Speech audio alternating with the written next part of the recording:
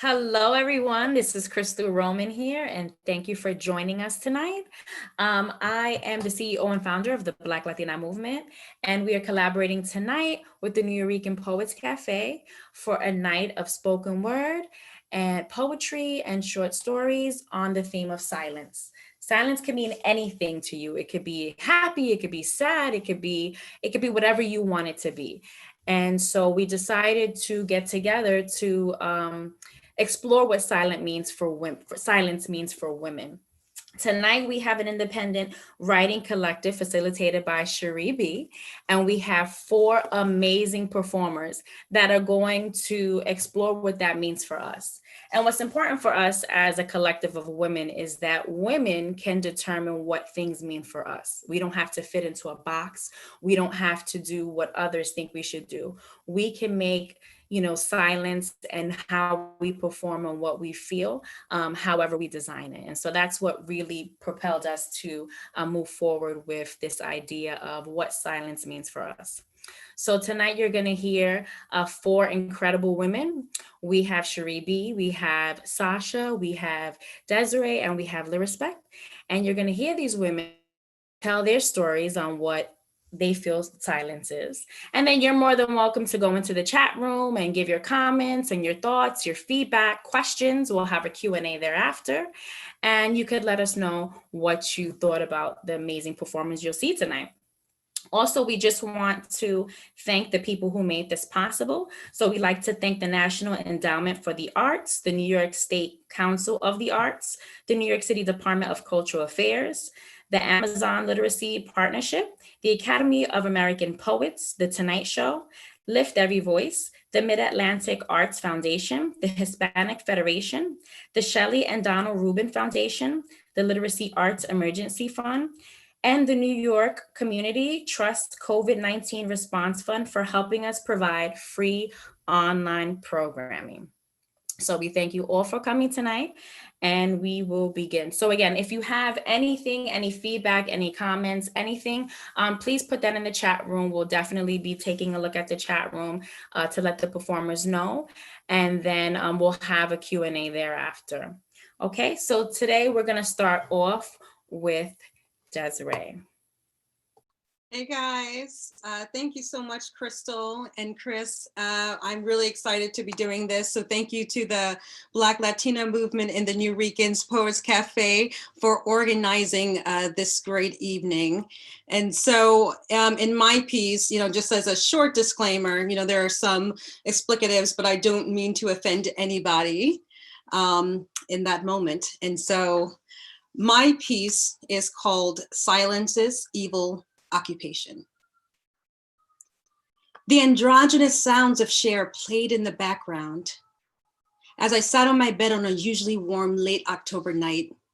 In the words, bang, bang, he shot me down, I hit the ground, bang, bang, that awful sound reverberated in my head. Shot down, I questioned myself. Who shot you down, Des? My YouTube music shuffle was an angel in disguise that night.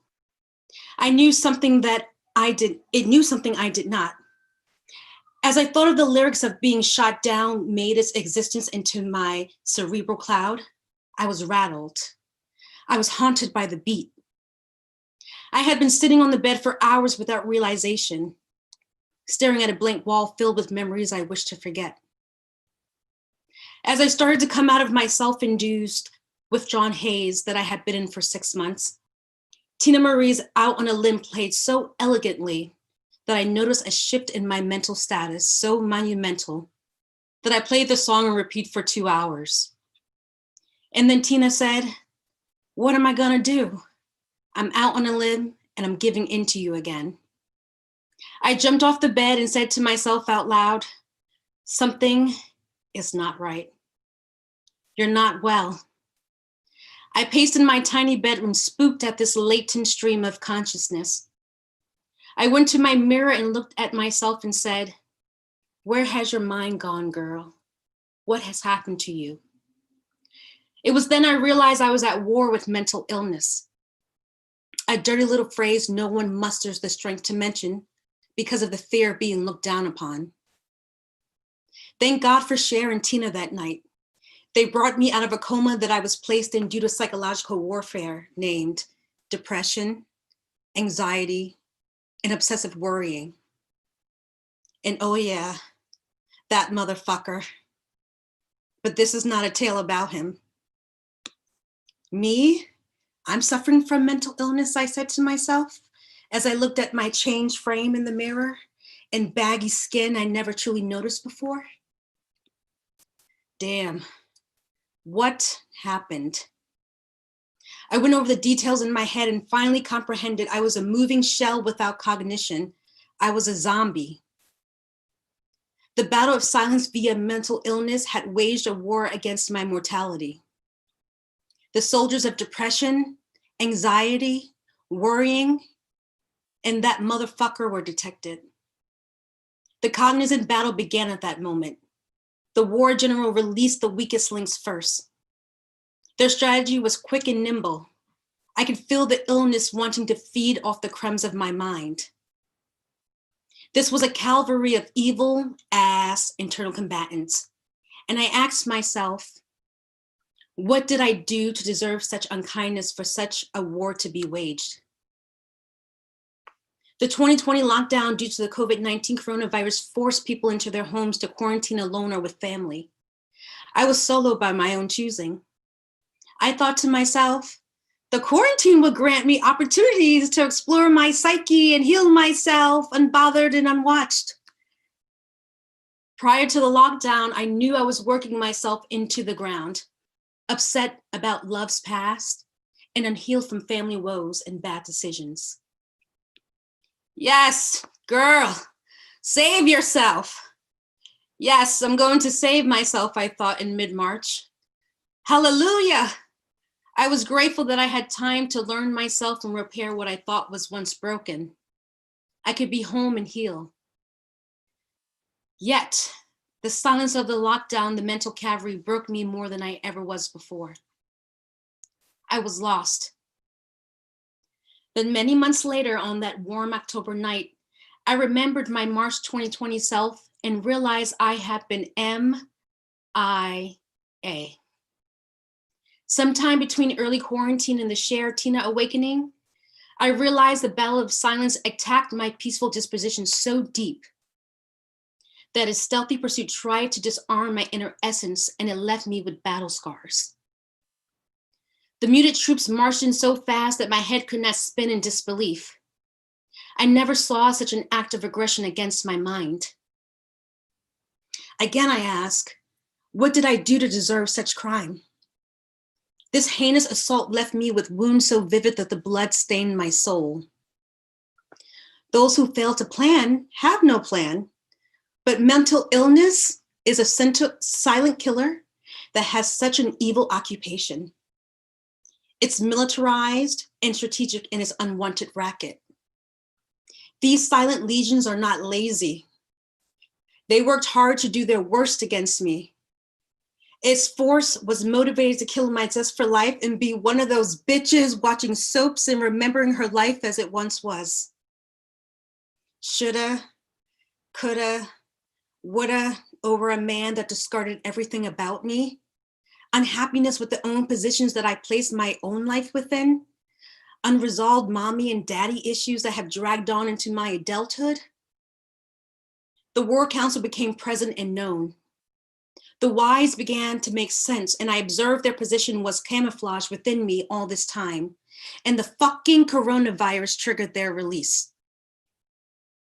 The soldiers in the battle turned light into darkness quickly as the quarantine raged on. My time of careful thinking gave way to irrationality, and the council knew to attack when I was at my most vulnerable, in the loneliness. It is undeniable this superior mental army knew I was not prepared for the thrust of its raid. How can I fight back and protect myself? I didn't fight back. I let the battle rage on until November, until a smelly ER room in Las Vegas. 50 milligrams of edibles and a massive anxiety attack brought me to see a God and an angel that I was denying their presence all along. They were giving me signs that I was living a life that will kill my power. I knew then I had to cut the war council off at the head. I needed to release the silence that has encased my inner self in an iceberg that has caused many years of pain, self-doubt, and fear of living a purposeful life I deserve to live. Are you worthy, Desi? Are you ready to live a strong-willed life of happiness, I asked myself. Yet as always, fear keeps us down from living our true potential. This war council and squad of negativity was so strong that it trumped my own belief in healing myself. The troops had their own objectives. Hashtag squad goals, hashtag silence, hashtag fear, hashtag self-doubt. Not all squads are desirable. These were the generals most admirable. They are cold and unforgiving towards me as they continue to attack. I can still feel the pain, and I can still smell that ER room. The council used their weapons of mass destruction to conduct surgery on my soul and build a mountain of icebergs in me and attempted to banish my beautiful aura. I had a vision though. I wanted to bloom again and bask in a garden of beauty, light, and fulfillment. So I attacked. My inner self began screaming at this council and let it be known I was needing joy, love, and selflessness. The war was messy and brutal.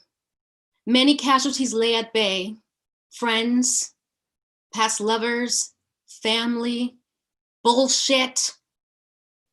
The armed forces sent in a wrecking ball at the mere utterance of a therapist.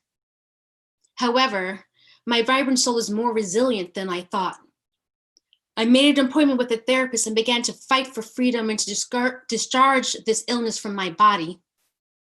I began busting through to melt the icebergs with my renewed sense of self.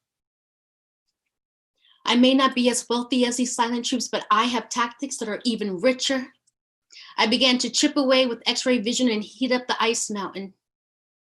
Chip, chip, chip.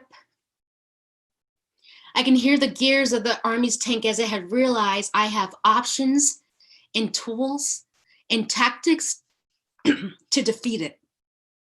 One by one, I chip at the iceberg that the soldiers encased me in. Chip, chip, chip. This battalion is well decorated and the battle was hard. It has medals for the harm it has caused because it meddled with my homeostasis. These troops did not want internal peace and balance. That's why they are motivated to keep my inner self locked in cage, and I no longer wish to be confined. I'm the strategic master, and I've always been the captain of my livelihood. I forgive the council that hasn't showed me for so long. Without forgiveness, I can't move forward. I waved my white flag without knowledge to the army before because of its sudden attack, but I can forgive what I did not know. I can acquit the vulnerability. It does happen sometimes. My newfound consciousness will be balanced against the weight of adversity when silence rears its ugly evilness again, and it will come again. But I slay all motherfucking day. Hashtag slay all day. I'm a soldier of deep love and understanding, and that's all I need against the silence. Thank you.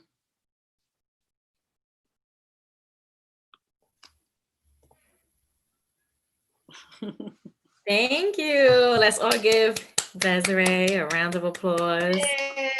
Yay!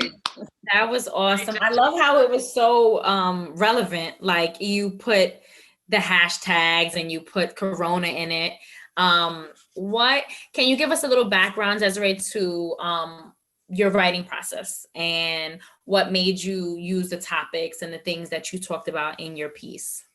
Well, the topic that I wanted to tackle about mental illness and depression is that it's still a dirty word, right? It's still some things that people don't want to be open about. You know, most people are not going to be screaming from the rooftops, I have depression, I have anxiety, but it's okay that we talk about these things, because without talking about what we're truly going through and being honest, and as Cherie said last night, being really raw, how can we move on and heal? So when I approached this piece, it was for me to realize that it's okay to suffer from mental illness occasionally, because we all do.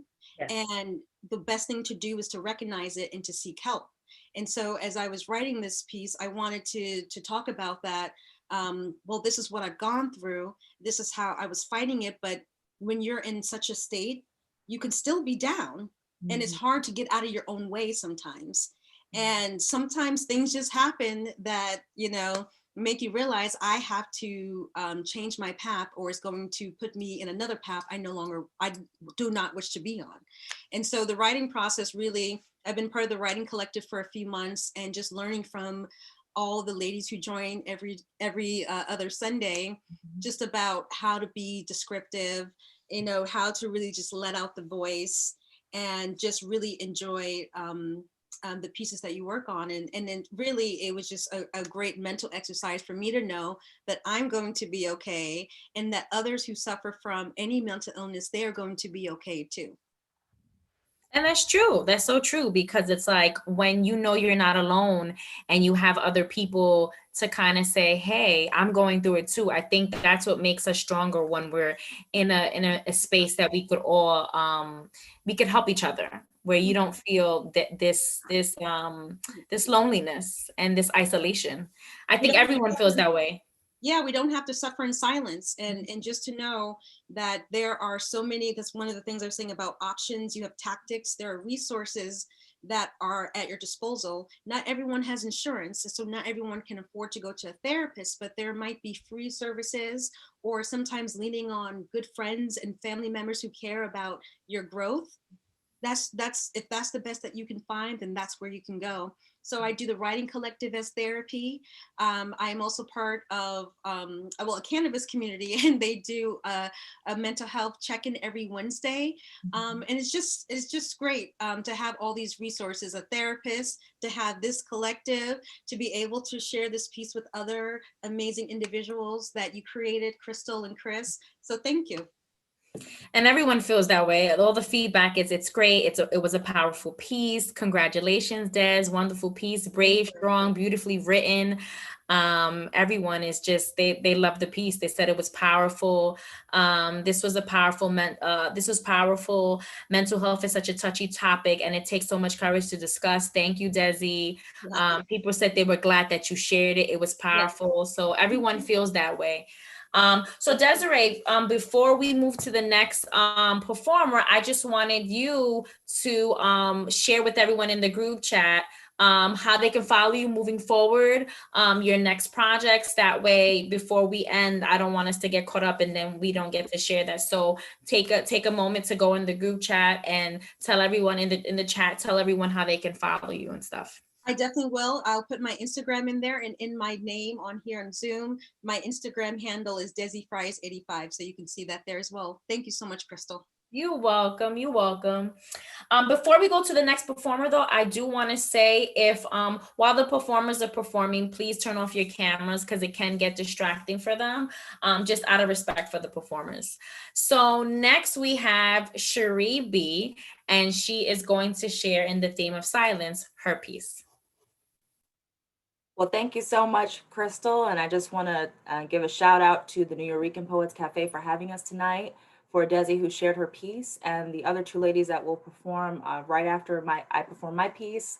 I'm so proud of us for finding our voice and sharing our voice above all. And I encourage all people, including, especially women, to do the same. So now I'd like to present my piece. It's called She'll Know.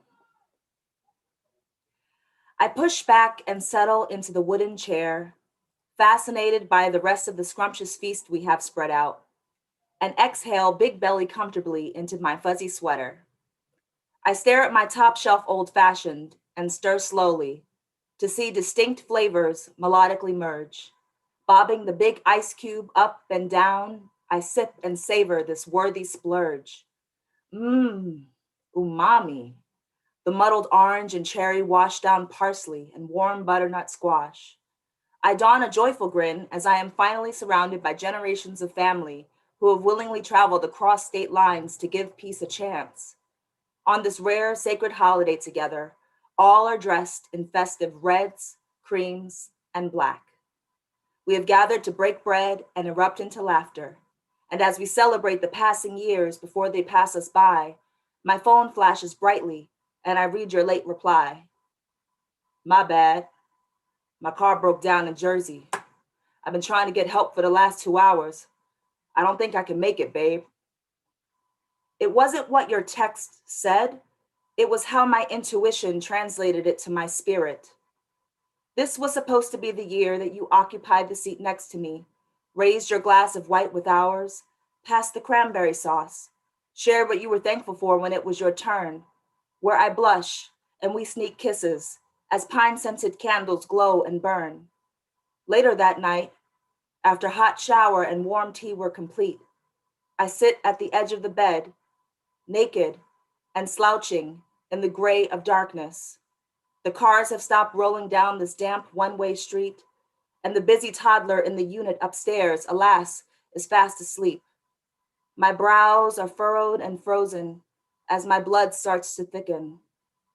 I have solidified my place in the anonymous sisterhood of those women who can't affirm they are the other woman, but know that if they were the main woman, you would be cuddled next to me right now, and not in theory. I would be grabbing micro bushels of your salt and pepper beard, which spreads across the softest chubby cheeks, that raise in glee when my dimples deepen, your just one more corny joke to keep me from drifting and sleeping. I'd stay up to watch chocolate melt in the pupils of your eyes, like I adore watching you play your swanky jam sessions live, your pep talks on WhatsApp while you're touring in the Middle East, me seducing you on FaceTime. I'll send photos later you can keep. Your bear hugs and whispering in my ear, these are the days. But on this night, I am abandoned, an afterthought trapped in the haze. As I stretch along the bed and try to rest my heavy crown down, I met your God. They divinely entered a frequency my spirit could understand and spoke directly with the electricity of clarity in the form of a random thought. He has another child. I jump like hot oil and grab my smartphone, begging it to deliver me of my ignorance. This can't be. We've been on and off again since 2003. You can never look at another beloved the way you look at me. Grip the small of my back with such veracity. Let me dry the tears you never permit this crazy world to see. Yet I found your ex's page, where once upon a time she praised her family of 3. And at this hour, in her latest post, gushed over your new baby. And 357 friends knew so, except for hidden me. My fingers can't text fast enough. Who is Layla? The next morning, I take a long walk, fast-paced and focused, piercing the frigid November air with hot vapor. I take to your direct messages. Who is Layla? 2 excruciatingly mute days later, not even a peep. The digital quiet dares to kill. Perhaps you've lost your phone, I say. Perhaps you've fallen ill. I collapse in the therapist's chair, wishing it to be a swamp of mud, and quiz the doctor in case she might have come across the answer, because I need to hear it aloud for myself with sound. Who is Layla? The therapist stares back like a still, cold stream, and I see the reflection of someone who already knows. They already know the truth. I gently peel back the top layers of my sternum, and tiny bits of shattered glass reveal themselves. I am tired of being stung from the inside. In my spirit, Brandy plays on repeat. But I'm lonely, broken hearted. The doctor interjects and adds a new verse. You must treat this man like an addiction to drugs or alcohol. It is not enough to be sober for 4 months here, 2 years there. You must have 0 contact if you want to live a longer, healthier life, because you cannot afford to dabble. I gather all of my pieces and dart out of her office into the dingy short streets of Koreatown. My steps forward feel heavy, and suddenly I am a foreigner in my own body. I wear the same face, but know not who I am. Unhinged to this person, I spent my best youthful years loving and protecting for naught. I want to recall who I was before, but admit with regret, I forgot. I dip into a coffee shop to feel some semblance of home and open my text messages. Still nothing. I carefully type these final words. Quote, "It has become clear that Layla is the daughter you never had enough respect or honor to tell me about. It doesn't matter how many chances I give you. You're still that same dude at the end of the day, and I have run out of time. Do not even try to contact me. In the rare chance we were to bump into each other on the street, please pretend I am glass."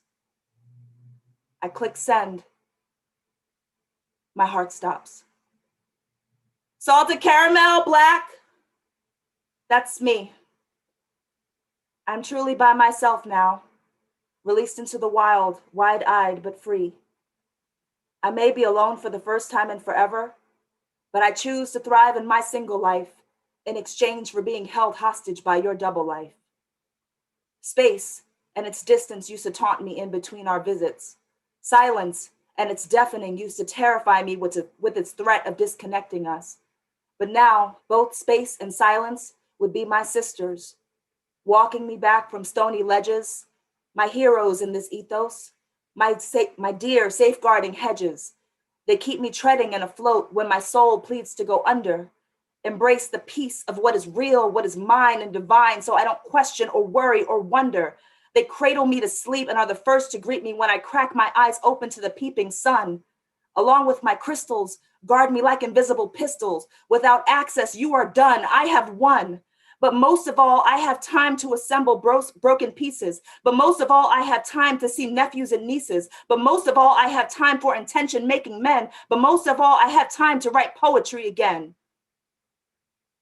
Yet there are times when I least expect it, where there are blind spots to my own majesty. The poison of betrayal causes indigestion. Deep blues of bitterness crash into me. I wear this lesson like a badge of honor. Tell folks I took this one on the chin, but I took it on my head and my heart, and yes, even that part. It packed a punch all over and within. It's the magnetic manipulation for me. The little lies dipped in my favorite flavor.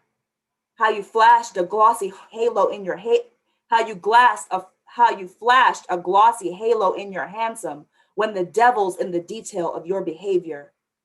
I marvel at how I didn't see what was coming. You only kept every other promise you made. Colossal red flags I never even noticed, now marching keen precision on parade. When you snap photos in the church hallway, hashtag Black love as you grip tight her hand, are you aware of the depth of your decisions? Does she know you're a Rolling Stone type of man? Are you still walking tall and upright now that your longtime crutch has fled? Can I take comfort in the clear of new morning now that the fire of our flame is dead? Even the good ones can go down, resent all they wasted when it's said and done. But there's a test in tragedy. Self, repeat after me. Grab the baton in this lesson and run. Let your legs grow stronger and longer as you chase what's yours against the vigor of the wind. May you outpace your own insecurities with love exclusively grown from deep in. Some things are only visible in hindsight, and you can choose to acknowledge those things. But dare to prepare to once again take flight. There's peace in entrusting your own wings. It's been months since I finally blocked you from all points of entry and bolted shut a door that had always been left cracked, aired out the decay and gnawed at our soul tie until it was permanently severed. The process was gruesome and carried out in solitude, behind closed doors, just like our romance was. I have not heard from your God since that Thanksgiving evening, but I give thanks every day for them removing you and your consistent 80%, disengaging me from the downward path of chasing the other 20, as I learn to fill my own cup, as I recognize I am plenty. And Layla, your innocent bundle of joy, whose birth commenced our death, would serve as someone I would always hold in gratitude for emancipating me into wholeness. I hope she too can always feel the same. Someday, I'll have my own sweet baby girl and share these gems I've come to know. I pray that each of my tears might save her hard years. She'll pivot and flourish and flow. She'll look light dimmers in the face and call them out as a bold-faced liar. She'll bend and ascend without apology, crave the adventure and scaling higher. She'll illuminate paths ahead with gut feelings. She'll tower in the power of letting go. My next time will be her first time, and like mother, like daughter, she'll know. Thank you. Yeah. Yes. Oh my God, that was so great. That was amazing. So, what I love about what, the thread of the night of the silence is like what, when Desiree started off, we get to see the silence of having issues with mental health, and us kind of being silent about it, and not allowing ourselves that freedom and having that freedom to kind of move. And then we go from that to the silence of knowing this is going on, or his silence of having the child. So for me, the way that I digested it as a viewer and as the writer, you tell me, because obviously everyone digested differently. But Cherie, I kind of digested it in the sense of like, how sometimes we know he ain't no good, or there's something about him that's wrong, but we stay silent about it to kind of go along with it because we're in denial and we don't want to admit that. So I took your piece in two ways of, sometimes as women, we need to break the silence and say, you're dead wrong. You ain't living right. And not coddle the situation. And also the obvious silence that he's silent about the fact that he has a child. So talk to me, tell me, what is it? Am I on the right path? Am I wrong? Or tell me, like, what was your intention as the writer in this piece? Was that the underlining story behind it? Yeah, I think that until we exit toxic situations, we don't really always realize we were even in them. I mean, this is based on a true story with someone I met from college. And he never wrote me back. He always had something to say, but never wrote me back once I found out. And so he was silent, and you're right. I think there's many times where we feel like we should speak up, but because we're in something and we want to stay loyal to it, or we have other connections, we have bonds, and they could be trauma bonds. It could be all these things. And even for me, I was like, well, he's known me for so long. He knows, there was a loyalty there. But even still, I was growing and being like, I'm worth more, I'm worth more, I'm worth more. But he was, still on his stuff. I mean, to be honest, he stood me up on our first date. So this was sort of his tradition. Mm-hmm. But there were so many other things that kind of filled in the gaps where I just kind of was like, oh, it's okay, But yeah, I mean, and then there's also just the positivity of silence, because he's out of my life. I've been able to refocus. I've been able to rediscover who I am. It's great. It's like I pulled a sore tooth out, and now I can finally heal and I can bite better. It's there's also a beauty in silence when someone is gone, and then you're able to step back and finally learn the lesson, and it does reverberate in all areas of your life. So I appreciate silence. Silence can be a heavy topic. So yeah, there were the daunting parts and the scary parts, but also just there's so much peace with it. So I'm so appreciative. And two, sometimes I feel like silence says more than words, right? Yeah. So he said enough in his silence. Yeah. And my therapist at the time was like, he's not going to say anything. Like what is he going to say? But what I said in the poem is exactly what she said to me. She was like, you have to treat this like an addiction, and like, you can't. And there was a point where it's like, I would block him and then I would unblock. Like, oh, maybe tonight he's thinking of me too. And maybe he'll, but I'm like, maybe tonight it'll change. Yeah. Right. But we've all been there. We've all been there. Exactly. And this is this was not a piece where I was like, let me spill my business and show what kind of fool I am. No. This is a piece where like we've all been there. So I'm going to say what I have to say, and you can take the pieces that resonate with you, and we'll do this together, you know, through this piece. So no, it is. I mean, just to go into the chat room, you had some amazing one-liners that I think everyone was just going off of. Some people said, "Who is Layla?" Too excruciating, mute days later. Someone said about your voice when you sang. Just a lot of different things. Someone said, you cannot afford to dibble. Please pretend I'm glass. Salted caramel black, that's me. I live in my single life instead of your double life. I mean, there was so many one-liners. It was like captions for your Instagram. Like I wrote one down that said "lies dipped in my favorite flavor." That might be my Instagram post for tonight. Yeah. We had some really great. People just were really moved by it. Everything. Someone said that went hard. Wow, amazing job, incredible, empowering piece, powerful piece, beautiful job, Cherie. So everyone, I think every woman has been through this, and they can really feel what you went through. So before we end with you, just let everyone know how to follow you, what's going on next, anything you want to share.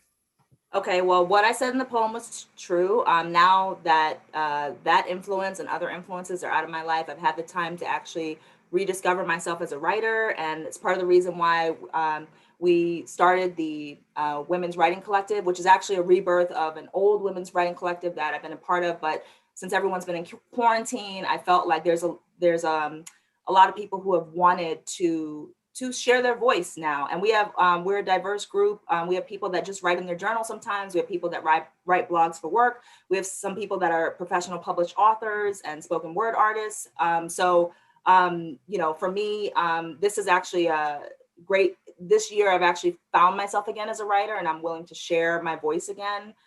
So it's been wonderful. My Instagram is Cherie to the B, like my name, the word to, the word the, and then B as in beautiful. Hey. And you'll share it in the group. You'll share it in the chat too. Yeah. I'll share it in the chat, but thank you all for letting me share tonight, and I look forward to the other performers. Thank you.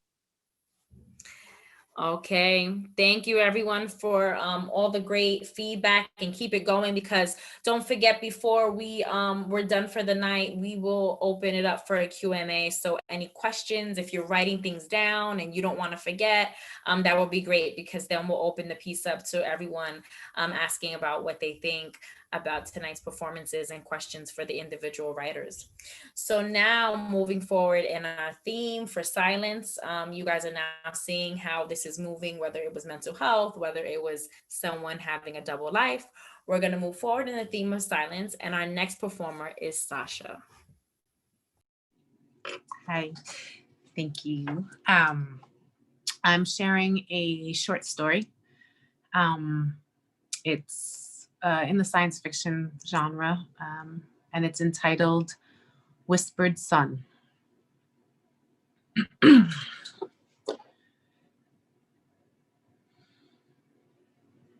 In the sterile darkness, she watched the green lasers wordlessly travel their random paths on the ceiling. Constellations hiding the institutional cracked tiles of an operating room, transforming them into an artificial night sky in motion. What had seemed like a stupid attempt at stifling emotion when the lights flickered off started to take their relaxing effect. She concentrated on the small specks of chartreuse. The only sounds were an occasional shift of the two other shadows in the room and her own slow inhale and exhale as she took in what seemed like a time-lapse video of the cosmos. She felt her body give in. Anya had been here before. Last time, she had sworn she saw her mom's spirit flitting amidst the stars like it did right after it left. Now, she allowed the vision of her mom's silent somersaults and cartwheels in the heavens to come back. The muted pinwheels of joy like Bastille Day fireworks at the Chateau de Versailles before the world lost all its daylight and hope. Beauty through spinning kicks and jabs of revolution, wordless celebrations of liberty at all costs. Anya felt the numbness settle in. Just then, the speculum pinched her labia and brought her painfully out of the night sky. She bit her lip to keep from crying out, and her body stiffened. The doctor, whose head was between her legs, shifted in his seat without even looking up. His assistant didn't even flinch, and nothing else moved. She tried to find her mother in the stars again, but it was too late.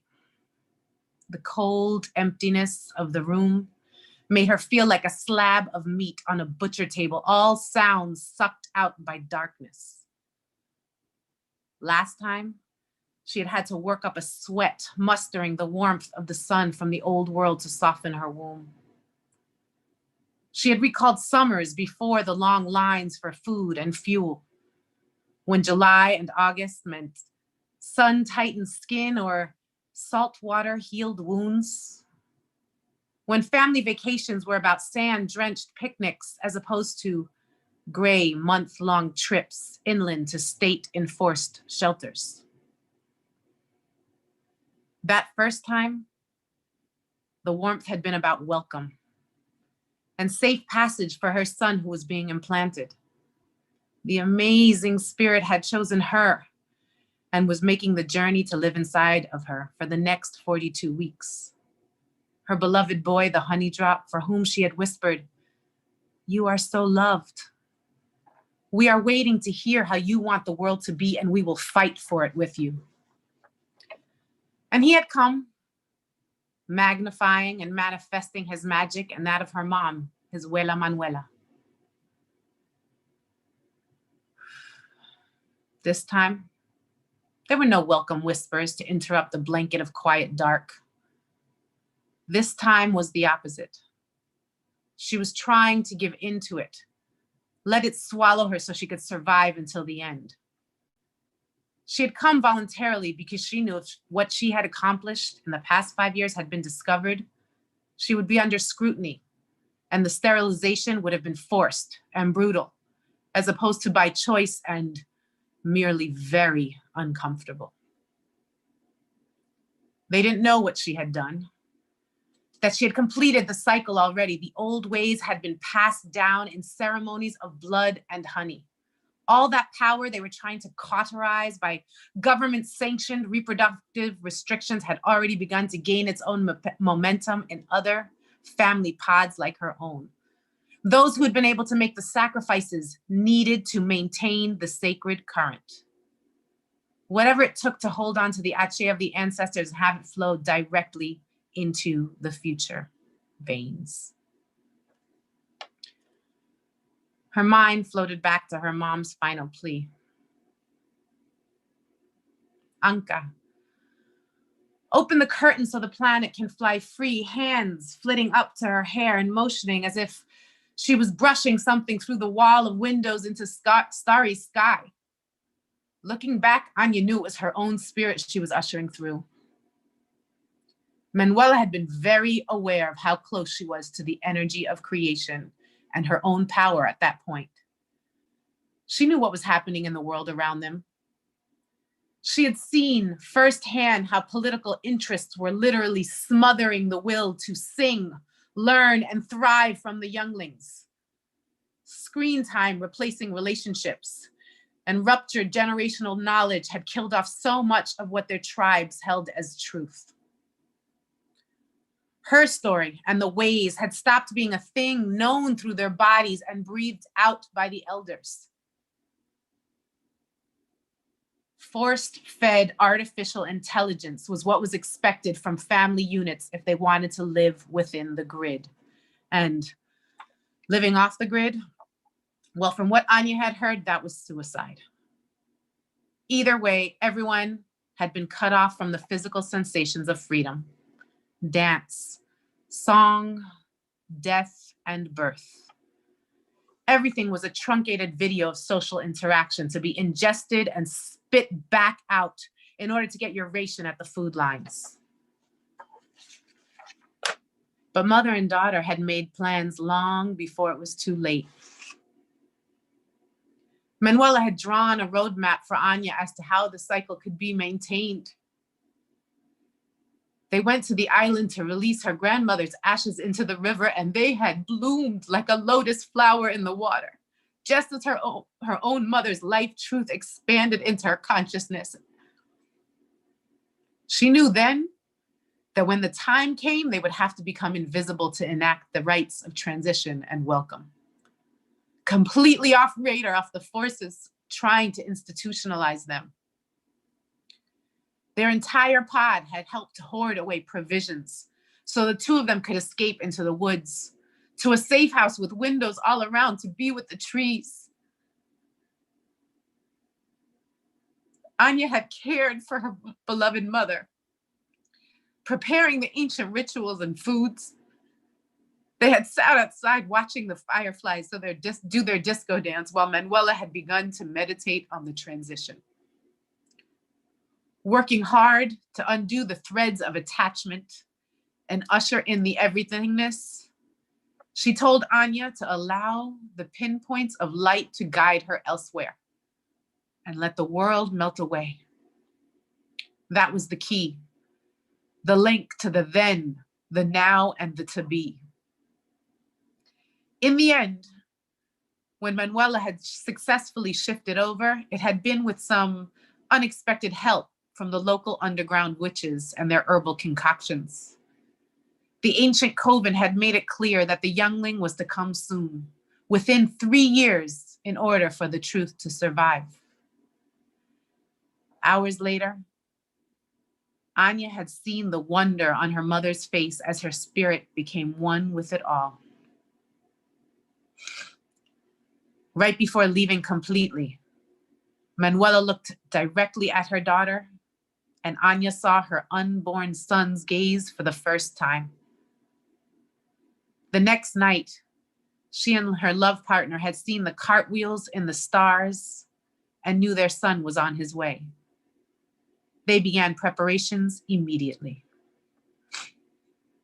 The idea to use the state's own reproductive regime to turn on itself had a name.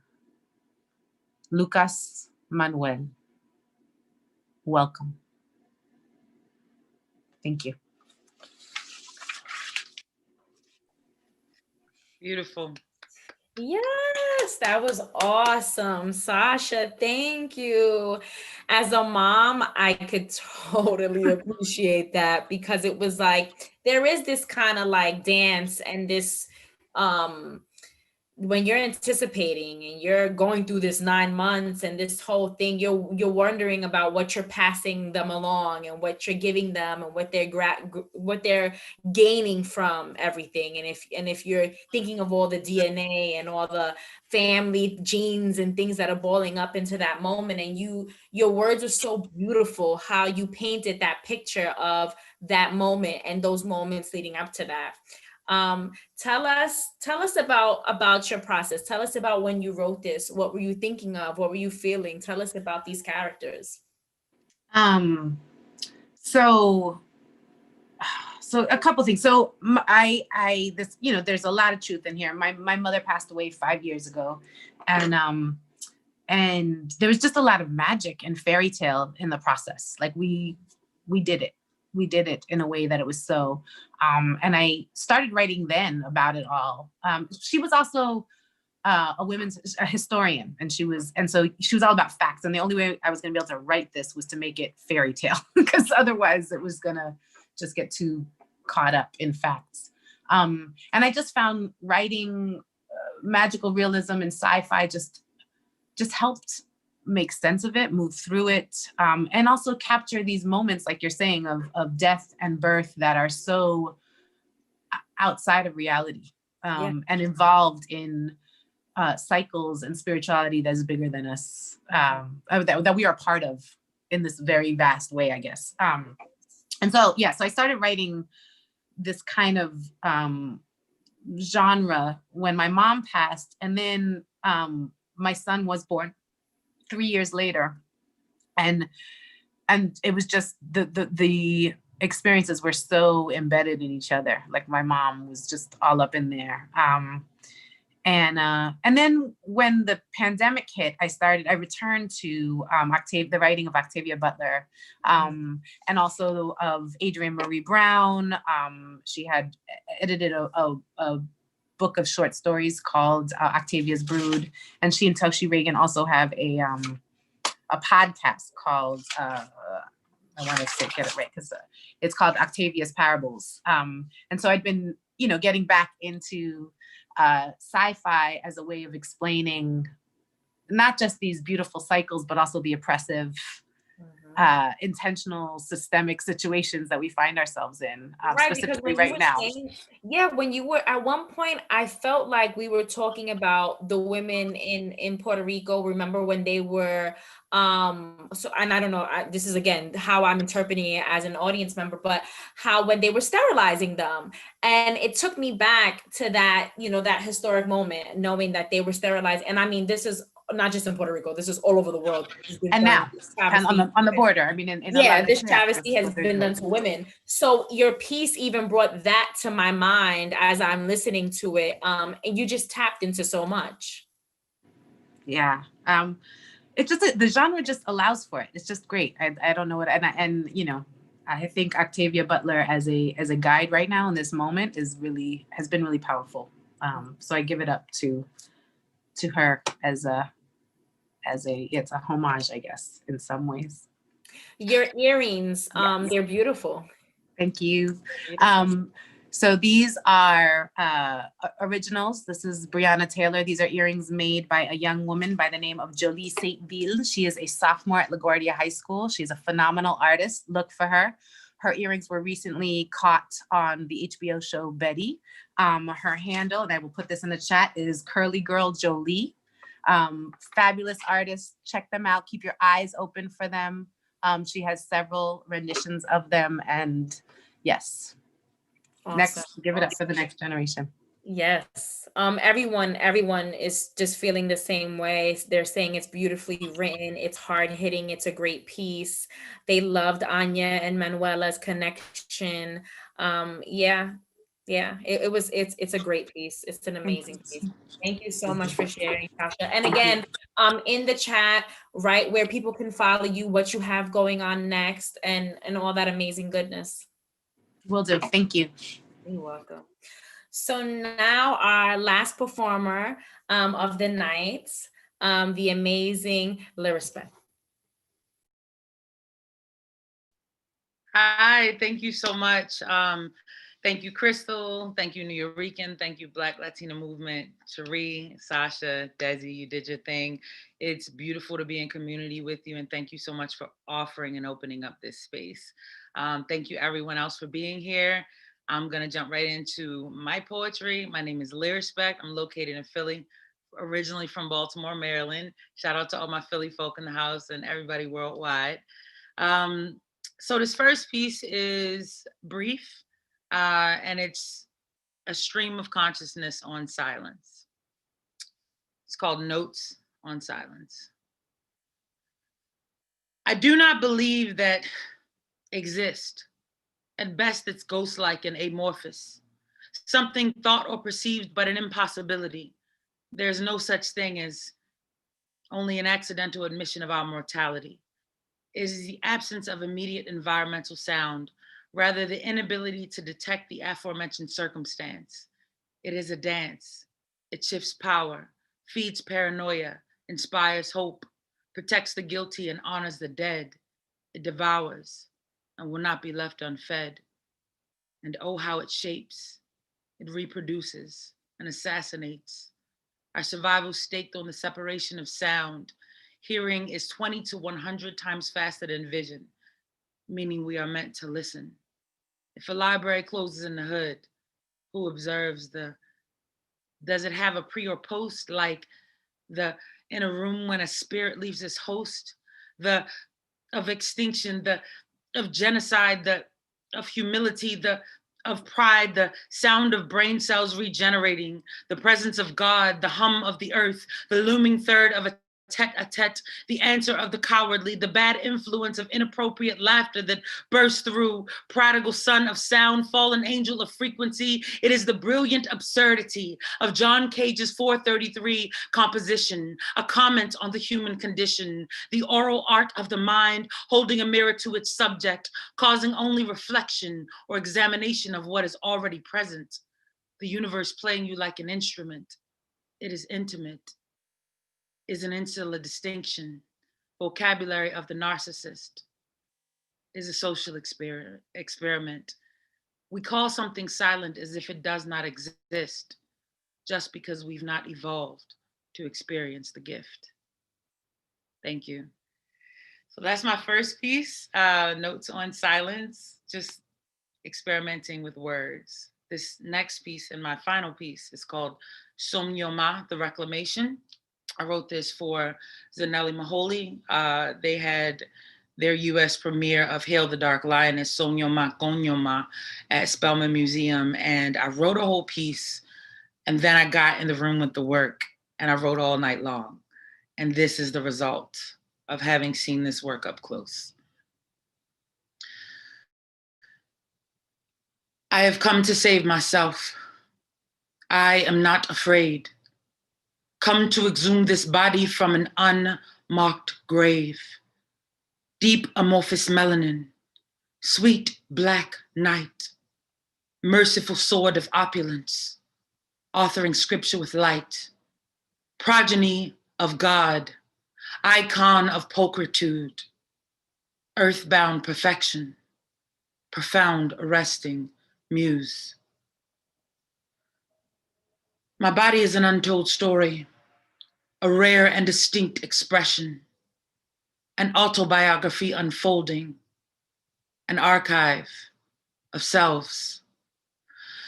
So with an in-breath, I call myself awake because there is too much at stake, because I cannot afford to keep dying in closets, teaching myself how to breathe underwater, switching hybrid tongues with alarming ease, a contaminated projection of myself to myself, a menstrual monstrosity. Mumbling echoes back to a broken mirror, trying to remember which language I am written in when I know I am a living record of freedoms converging. Yes, this is where silence becomes sin, because this air is toxic. Lately, I can't seem to catch my breath. Got a pain behind my heart that sews my retinas to my chest. A 7-car pileup at the opening of my throat, and not a soul for miles, so I have come to my own rescue. Prepared a hero's welcome upon arrival, when I choose to hold my lover's hand and kiss her with radical softness in the burning bright of day. You do not call me into existence, yet your gaze suggests I am an inconvenience of language, a word you would rather not say. But even when you try to silence me, my eyes will preach the sun. This black body is love. This black body is here. This black body is Somnyoma. This black body at peace. Look closely. I am laying amongst the rocks, resting inside a tree, hidden in plain sight, dangerous as an epiphany, becoming one with myself. Place your eyes on me. There is a tattoo on my shoulder. Do you look? Or do you see me? My gaze more intimate than your comfort zone. I do not flinch when your eyes appraise. Hail the dark lioness, my blackness unafraid. Often relayed in iterations without my permission. Baffling renditions of my DNA on display. Plagiarized. I do not give consent to be copied, threatened, or exoticized. My story is my own. But your polluted gaze would make mythology of my bones. Yes, I am feast for eyes and food for soul. I am appetite and savored bite. But first of all these things, I am whole. Even my half-breaths are birthrights, my resting posture a soliloquy, defiance and affirmation. I am a declaration of liberty. I am not some awkward phrase that doesn't fit inside your lungs. Rather, I am hurricane strength pentameter pulling the stammer from your tongue, a gale force wind blowing through makeshift shelter. Som your ma, say my name, for I know the subtle violence of being misnamed, the gentle murder implicit in mispronunciation, the recklessness of misrepresentation when overheard conversations feel like firing squads. I am at odds with myself when I do not act. So I caress the syllables that stumble across your tongue, bathe them and whisper bedtime stories of their etymology. Quiet, be silent.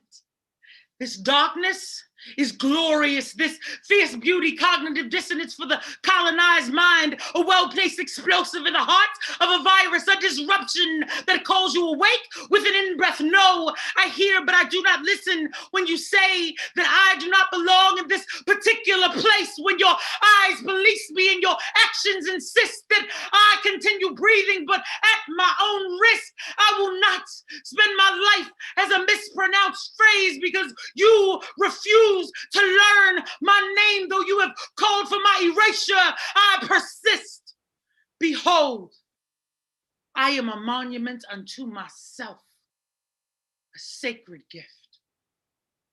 The nomenclature no longer bends in your favor. It breaks like glass between subject and stranger, unearthing the deepest of truths. That freedom requires alternative routes. I have come to save myself. I am not afraid. Come to exhume this body from an unmarked grave. Deep amorphous melanin, sweet black night, merciful sword of opulence, authoring scripture with light, progeny of God, icon of pulchritude, earthbound perfection, profound, arresting truth. My body is an untold story, an autobiography unfolding, a record of freedoms converging, an archive of self. Thank you. There was that. Yes, honey, you came to be the closer, huh? You really did. There was so much. There was just so much. I mean, because there was so many things to play with. I mean, obviously, we knew a lot of it had to do with our Black bodies and how they're seen and how we're told, even as women, we're told what we can be and how we can be and how we should be. And that's really one of the reasons why we have tonight, is because I wanted to allow us as women to say how we want and not have to be narrated by men. So I really appreciate that. And then you just had certain lines as air is toxic. I mean, literally our air has become toxic. We're living in a pandemic. Yeah.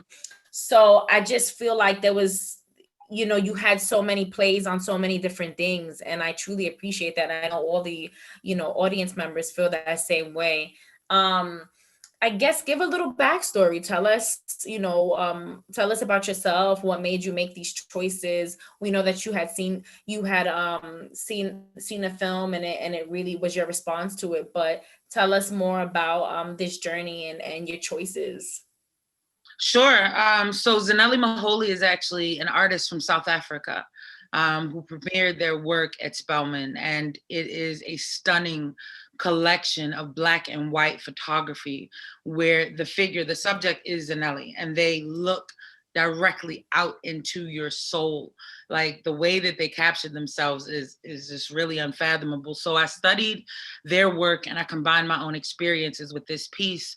So Zanelli definitely looked into Sandra Bland, Say My Name, the Black Lives Matter movement, what it feels like to be a Black person or a person of color in Europe, in white spaces, to be stared at, to be othered, to be put in a space where you're told you don't belong.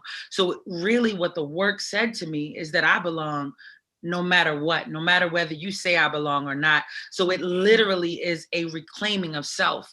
And so when I start off, I've come to save myself, I oftentimes find that women and women of color and people of color often have to be their own hero. We have to be the ones to save ourselves. So I imagined almost in a mythological way, riding up on a horse at this unmarked space in the desert, in the desert, excuse me, in the middle of the desert. Only you know where you're buried. So you come to dig yourself up and give yourselves not only a proper burial, but a resurrection at the same time. So this is meant to be almost an incantation. The beginning is meant to sound like a Hail Mary. It's all very much a prayer and a celebration of self within that context. And I got that spirituality from it, because you talk about the prodigal son, you talk about fallen angels. There's a lot of spiritual undertone to it, which is so powerful. Yes. So in the first piece I was just playing around with different words and thinking about sound. So I wanted to write something fresh for tonight, in addition to this piece that I very much wanted to offer, which I'm so glad fell under the theme. I didn't even realize it had until I examined it more closely.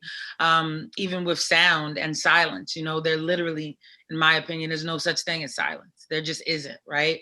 There's always something that we cannot detect that is taking place. Even the sun has a sound, the earth has a hum, stars have a sound, like everything has a sound. So I wanted to play with the idea of, expansiveness, and the idea that just because we can't hear it doesn't mean it doesn't exist, and that there's no such thing as silence. Yes. Awesome. So Lyrespect, tell people how they can continue to follow you, and where they can, what you have coming up next, what goodies you can drop on for people for tonight. Sure. So I have a couple of things coming up. One I can speak on, one I can't. I'll be speaking at the Barnes Foundation on anti-racism. They're doing a bi-monthly series that's really amazing, headed up by Kathleen O'Green. So I'll be speaking in February for that. I also am working on my current project, Mantras for the Modern Day Mentalist. My first book is called The Precursor, self-published, but we're gonna get it popping. We're gonna get an ISBN number on this, but so like 500 by hand, just through community and love and sharing. Cover art by Alberts, but that is me there. So my name is Lyrespect. Boom. It's backwards for y'all. I can see that now. I'm gonna put that in the chat, but it's Lyrispect. By the grace of God, I'm the only one anywhere you go. If you spell it the right way, even if you spell it the wrong way, I should be the only one. So on IG, I'm Lyrespect. Facebook, I'm Lyrespect. Cash App, I'm Lyrespect. Clubhouse, I'm Lyrespect. I'm Lyrespect everywhere. And everyone, I mean, the comments are amazing in here. They're saying, get it, hand clapping. Everyone's just going off about what you said. They're saying they're re-saying your lines. Amazing, well done. Wow. Jesus standing ovation. Yes, ma'am. Yeah, I mean, awesome work, ladies. Awesome work. So we're gonna open it up now to anyone who has any questions, comments, feedback for the artists. You can definitely write it in the group chat, and then I'll let the ladies know, and we can go from there. If you have anything, I'll give you guys a minute. But again, thank you, the New Eurekan. Again, I'm Crystal Roman of the Black Latina Movement. We are a theater and film production company that has been in business for 13 years. And we provide a space for women of color in front and behind the camera, behind the stage, in front of the stage. That's been our mission for the past 13 years. That's how we got with the Independent Women's Collective of Cherie V. We've worked together for quite a few years, Cherie and myself. And we continue to, when you're in a space of women and women who are doing amazing things, we're not in competition with each other. As women of color, we're here as a collective to be together, to propel our community in all of our ways, to make us bigger, to make us better.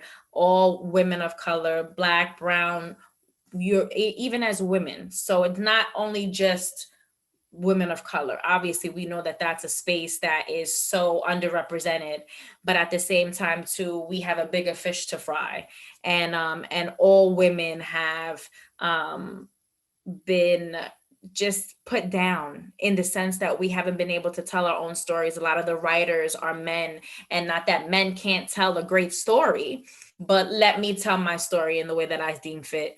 And so we as writers and artists are here to continue to propel these stories in the way that we deem fit. And I want to be able to tell my story. And so all the writers here are fabulous women of color, and that's what we're here to do. So anyone have anything else? Anyone? So while we're waiting for questions or comments or anything of that, ladies, do you have anything else you want to share for the night? If you do, say so now. I just want to thank Cherie again for holding the space. It literally has been a lifeline for me.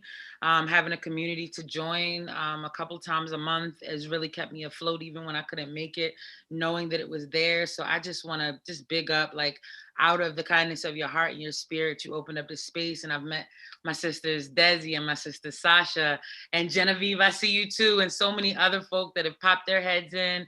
I just want to thank you for that, and thank you, Crystal, for Black Latina Movement and all that you do and offering up this space for us. And thank you, New Eurekan, for just building a legacy for us to aspire to. And just everybody that's here, you know, you can ask us questions. We don't bite. We actually would love for you to say something, you know, talk to us. We just out here. The year's almost up. It's been a dumpster fire of a year or a blessing of a year or both, depending on how you see it. Like, we hear y'all, you know? Very true. Very, very true. Very true. Yeah, Well, I definitely want to echo what Larespect said. Thank you so much, Crystal, and thank you for organizing this, and thank you for Cherie for definitely holding this space. And as I chatted about earlier, having opportunities and options and resources to help whatever you're going through, and even if you don't think you're going through anything, writing is great therapy, music's great therapy, but if you do performing can be great therapy. So find your space, find your, find what makes your internal self work for you. So I definitely hope everyone can find an outlet and using this opportunity to find out more about who you are as well. there you go.